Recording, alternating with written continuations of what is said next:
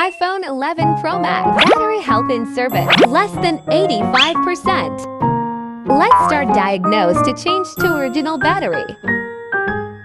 First diagnose 𝗚𝗵𝗹 resource inspector. First diagnose completed. Second diagnose a battery charge level check. Provide original screws and original battery. Put high temperature tape to protect front camera and Face ID. Install the new original battery. Use machine to fix weld the battery. Screw back all the screws. Clean up the old glue.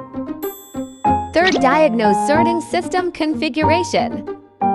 Third diagnose completed. Fourth diagnose in the post-repair diagnose.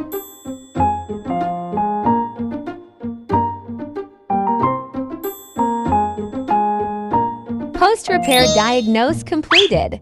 The battery health back to 100%. Genuine Apple parts proven.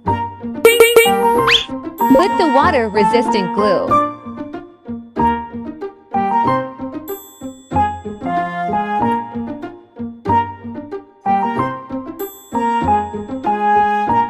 Remove the dust. Install back the screen.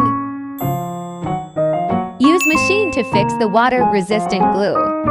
Whole process completed.